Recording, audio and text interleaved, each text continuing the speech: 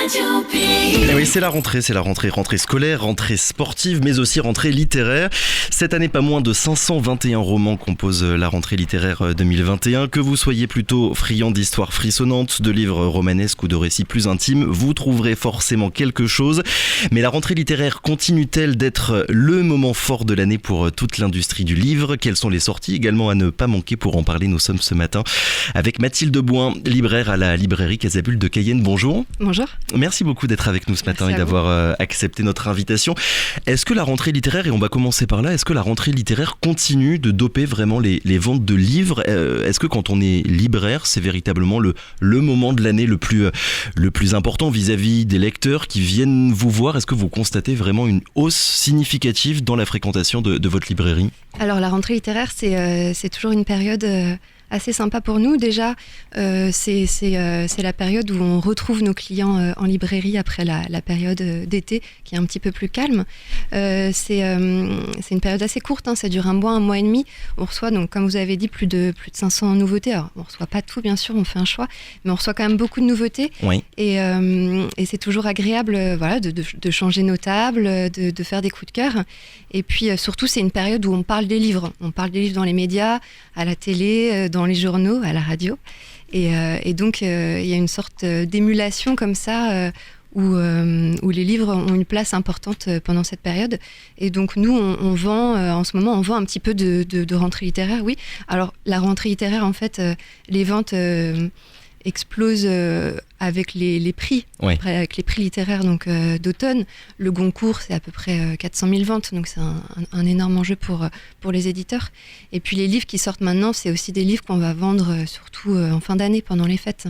Alors j'ai regardé, il y a 511 nouveaux ouvrages qui ont été publiés lors de la dernière rentrée littéraire. L'année dernière, cette année, on est à 521. On se souvient qu'il y a quelques années, on était à, je crois, plus de 700. Est-ce que les chiffres, ils sont en train de se rééquilibrer ? Parce qu'on avait quand même la sensation qu'il y avait de plus en plus de livres qui paraissaient chaque année et que c'était de plus en plus compliqué aussi pour les libraires. Alors, il y a une surproduction éditoriale qui est évidente. Je pense que tous les professionnels du livre sont d'accord là-dessus. L'année dernière, c'est vrai que la rentrée littéraire avait été un petit peu plus petite. À cause de la crise sanitaire ? À cause de la crise sanitaire, notamment parce que beaucoup de livres n'avaient pas pu sortir pendant le confinement parce que le circuit du livre était complètement à l'arrêt. Et donc, les publications avaient été un petit peu décalées comme ça. Et donc, en septembre, on ne pouvait pas recevoir autant de nouveautés que les autres années. Donc là, cette année, il y a un petit peu plus de sorties, mais ça reste quand même... ça va. Il y a trop de livres qui paraissent chaque année ? Il y a trop de livres, évidemment, sur plus de 500 titres. On va... déjà, on ne peut pas tout lire, évidemment. Et puis, 20, 30 livres vont vraiment sortir de la masse. Et le problème, c'est que il y a énormément de livres qui vont être noyés dans ce volume trop important. Et forcément, on passe à côté sans doute de très beaux textes. Alors pour revenir sur cette rentrée littéraire 2021 et d'après les premiers livres, pas tous, on l'a bien compris, vous les avez pas tous lus, d'après les premiers que vous avez déjà reçus et déjà lus, c'est une bonne rentrée littéraire, c'est un bon cru cette année ? Alors pour moi, c'est toujours une bonne rentrée littéraire parce que sur 500, 600 livres, il y a toujours des pépites, il y a toujours des livres qu'on aime, il y a toujours des auteurs qu'on aime retrouver, des auteurs qu'on suit, qui sortent un nouveau roman, donc on est content, et puis des nouveaux auteurs surtout, donc des talents à découvrir et puis qu'on va suivre après dans leur carrière littéraire. Donc c'est toujours une bonne rentrée littéraire. Alors la librairie Casabulle met aussi en avant la littérature régionale, la littérature guyanaise, antillaise et plus généralement de toute la zone Caraïbe, on va dire. Il y a en cette rentrée littéraire de 2021 des bonnes sorties de livres à ce niveau-là ?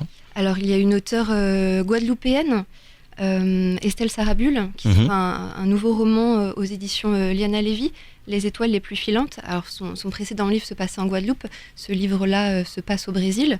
C'est un très très beau texte.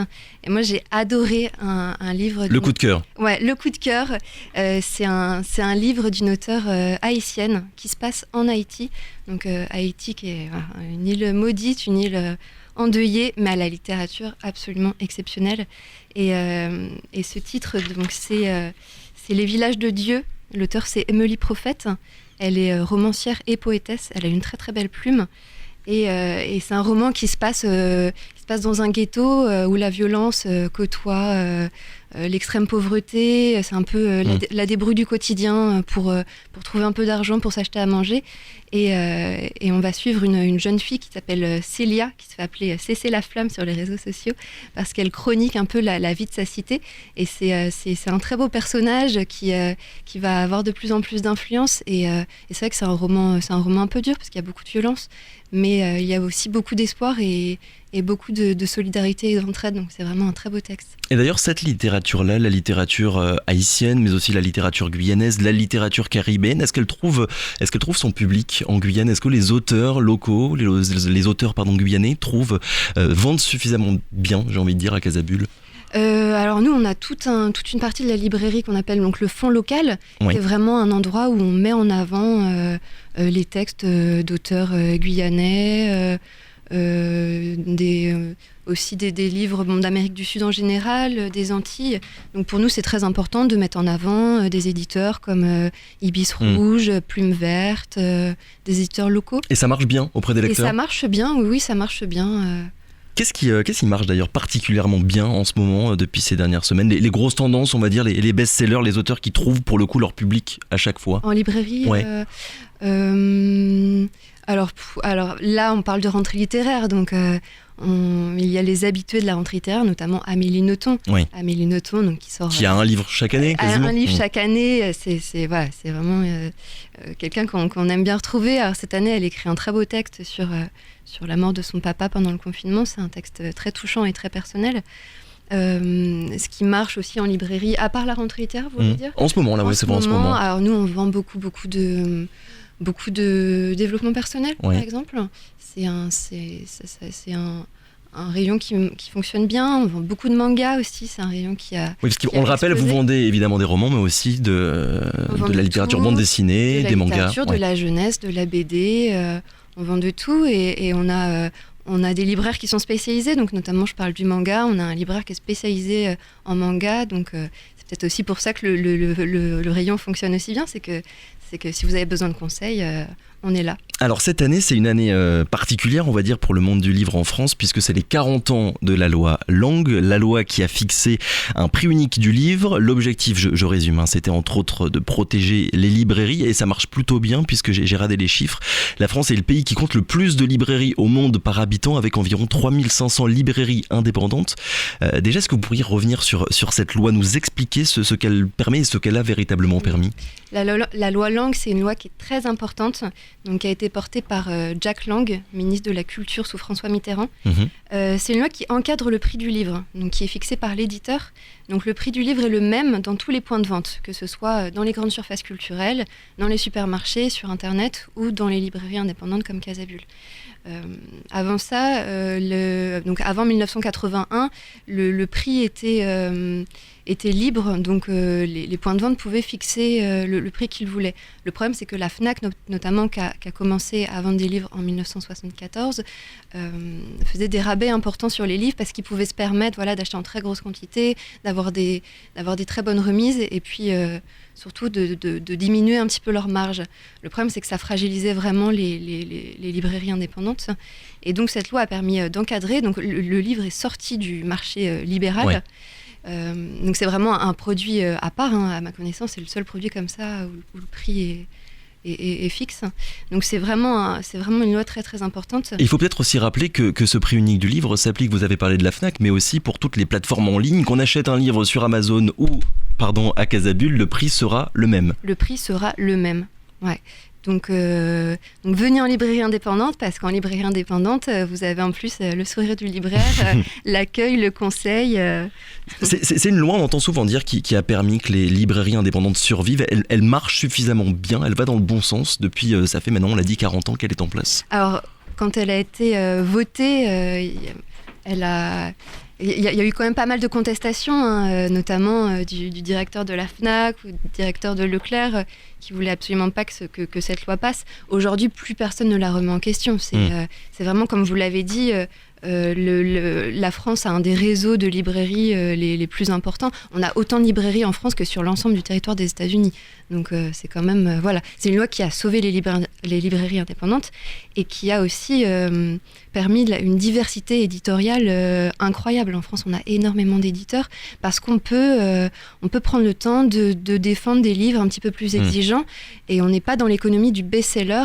On peut on peut garder des livres un peu plus longtemps sur nos tables et puis des livres avec une rotation un petit peu plus faible. C'est vrai que nous, à la Casa Bulle, par exemple, on va garder des livres 1, 2, 3 ans sans qu'ils se vendent, mais on les garde parce que ce sont des livres importants et ça nous paraît primordial de défendre des textes un petit peu plus exigeants. Vous avez parlé des États-Unis. Est-ce que c'est une exception française, cette loi du prix unique, ou d'autres pays font à peu près la même chose aussi ? Non, il y a plusieurs pays qui ont pris exemple sur la France. Je pense notamment au Portugal, à l'Espagne, à l'Italie, à la Grèce et récemment, en 2019, il me semble, à la Belgique. Alors, vu qu'on parle de cette loi langue, il y a un sondage qui a été réalisé à l'issue du 2e confinement, c'était en novembre 2020, un sondage qui disait que plus d'un Français sur deux, 53% des Français pensent que le prix du livre varie selon les régions, selon la conjoncture économique ou encore la période de l'année. Ça veut dire qu'il y a un travail de communication à faire, vous peut-être aussi en tant que libraire, un travail à faire auprès des lecteurs pour que tout le monde prenne conscience que le prix du livre est unique. C'est vrai qu'il y a encore trop de personnes qui ne sont pas au courant de cette loi-là. Je sais que le syndicat national de la librairie fait régulièrement des campagnes de communication et certains éditeurs s'engagent à mettre un petit logo sur la 4e de couverture. C'est un petit logo qui ressemble à un livre avec un message « Le prix du livre est unique ». Je pense notamment aux éditions Gallmeister ou aux éditions Liana Levy. Donc j'imagine qu'avec le temps, j'espère qu'on va connaître mieux cette loi. Du coup, la décision en 2021 de rendre les librairies essentielles, on rappelle que le gouvernement avait considéré les librairies comme des commerces dits essentiels.